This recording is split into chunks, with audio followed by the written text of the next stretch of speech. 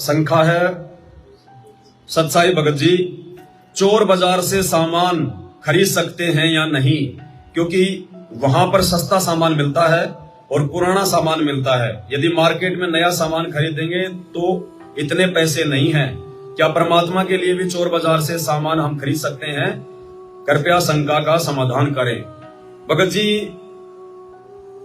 एक भगत के अंदर इस प्रकार के विचार तो आने नहीं चाहिए। मुझे दुख है कि आपके अंदर ये विचार जो है क्यों आए। हम भगत हैं, हमारा भगवान साहूकार है, हमारा भगवान सावड़ सा सेठ है, हमारे भगवान के ऊपर कोई दाग नहीं है, ना कोई लग सकता है। तो उनके बच्चे चोरी का सामान जो है वो खरीद कर कैसे अपने ऊपर और अपने भगवान के ऊपर दाग लगा सकते हैं? हमने तो सोचना भी नहीं है। भले हम एक टाइम भूखे रह जाएं, दोनों टाइम हमारे को खाने के लिए अनाज ना मिले, फिर भी हम किसी का एक दाना अनाज का नहीं चुराएंगे। भले ही मालिक ने तो हमें यहाँ तक अपने सत्संगों में निर्देशित कर दिया कि बच्चों, तुम रास्ते रास्ते जा रहे हो और अगर 1 क्विंटल सोना तुम्हारे को अगर रास्ते में पड़ा हुआ मिल जाए, 1-2 हजार के नोटों से भरा हुआ पूरा का पूरा बोरा आपको यदि रास्ते में पड़ा हुआ मिल जाए, तो आपने थूकना भी नहीं है उस तरफ। उठाना तो बहुत दूर की बात है, वहां रुकना तो बहुत दूर की बात है कि किसने डाल दिए, क्यों डाल दिए, यहाँ क्यों पड़े हैं, कोई है तो नहीं आसपास में, उठाऊं या नहीं उठाऊं। हमने उनकी तरफ थूकना भी नहीं है। पड़ा होगा हमारे लिए तो मिट्टी है, वो पत्थर है, पत्थर। रंका बंका की कहानी परमात्मा ने सुनाई।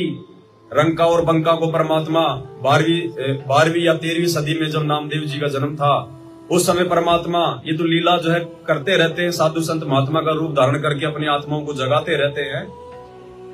तो जिस समय नामदेव जी थे, रंका बंका थे, उस समय परमात्मा एक संत का रूप बना के वहां रहा करते थे।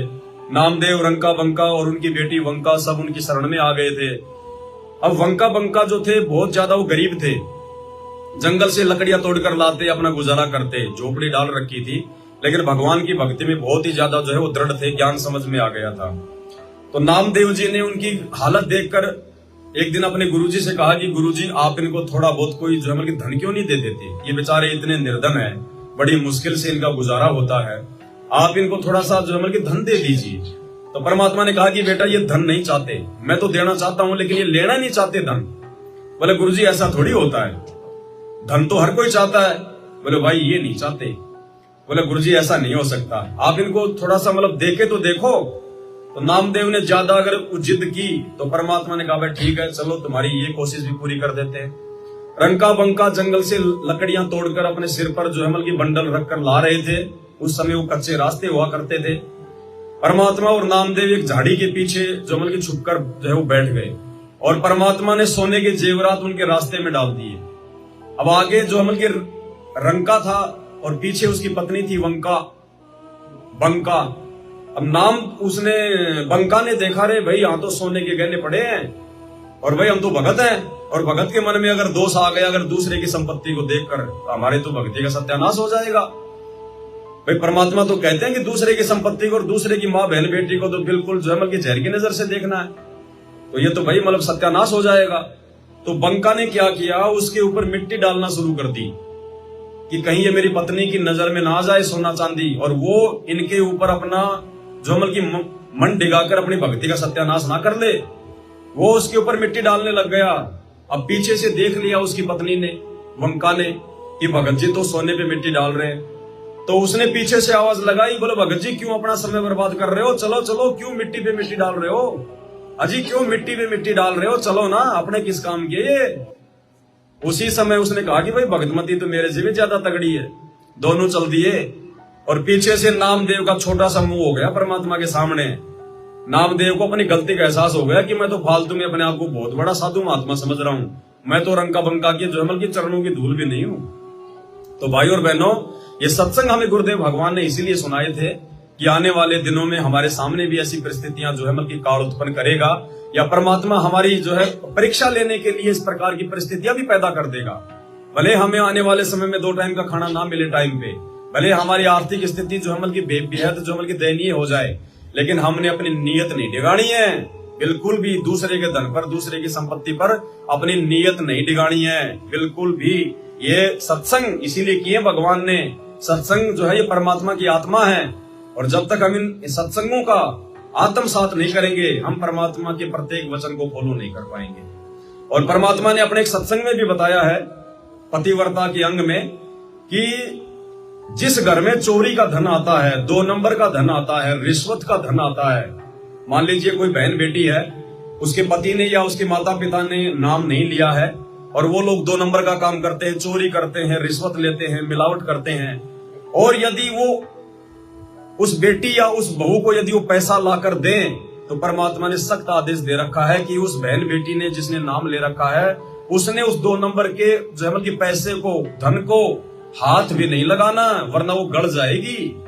हाथ भी नहीं लगाना उसको कि बाढ़ में जाओ, तुम जानो, तुम्हारा ये धन जाने। तो परमात्मा का ये सत्संग छोटा सा सुन लीजिए आप जी। परमात्मा ने हमें किस प्रकार से चोरी के धन को अपने घर पर ना लाने के लिए, ना रखने के लिए निर्देशित किया है। तो क्या बताते हैं, गिर सदा अलोनी रहते हैं, वो चंचल चुगल न चाले। सच्ची आत्मा जो पुण्य आत्मा होती है वो, अर्थात वो पतिव्रता आत्मा, और चोरी धन नहीं खाते हैं, मुसला वो जो एक लाल है। जो सच्चा भक्त होता है उसके घर में कोई चोरी करके नहीं, पति या बेटा या कोई बेटी, कोई भी ऐसा धन लिया हुआ कभी स्वीकार नहीं करती, फेंक देती है, ले जाए इसने याद, नाश हो जाएगा अपने घर का, भक्ति बिगड़ जाएगी।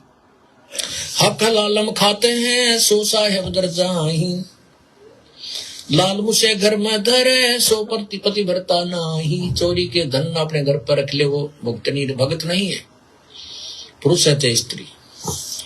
हक हलाल खाते हैं, सो साहेब दर जाही, अपने हक हलाल का खाते हैं, कोई भगवान के दरबार में जाएंगे। तो भाई और बहनों, यदि चोर बाजार से यदि हम लोग सामान को यदि खरीदते हैं, तो चोर बाजार का तो मतलब होता है जहां पे चोरी का माल ज्यादा होता है। लोग जो है बल्कि चुरा चुरा के, लोगों को ठग ठग के वहां पे लाके जो है बल्कि लोगों को बेचते हैं। तो भाई चोरी का सामान जो खरीदना है वो भी एक प्रकार से चोरी ही करना है।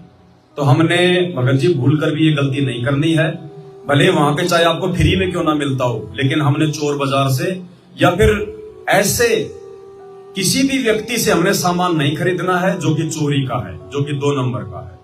भले हम उसको अपना पैसा दे के ला रहे हैं, लेकिन यदि जब हमें यह पता चल गया कि सामने वाले के पास में जो सामान है वो चोरी का है, तो हमने भले वो फ्री में क्यों ना दे, उस सामान को हमने हाथ भी नहीं लगाना है, अपने घर में लाना तो बहुत दूर की बात है।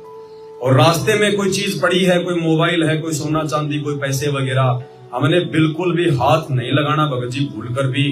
ये काल का बहुत बड़ा जाल है, परमात्मा की तरफ से ये परीक्षा होती है कि भगत के सामने बार बार ऐसी चीजें क्यों आती है, क्योंकि काल हमारी नीयत को डिगाना चाहता है और परमात्मा हम भक्तों की जो मन की विवेक की जो परीक्षा लेना चाहता है। तो जब भी ऐसी कोई नौबत हो जाए तो हम उन चीजों को अनदेखा करके आगे निकल लें। हमें आवश्यकता नहीं है, हमें 2 टाइम की रोटी चाहिए, हमारे भगवान ने हमारी व्यवस्था अच्छे से की हुई है, इससे ज्यादा हमें और कुछ भी नहीं चाहिए। तो हमने इन बातों का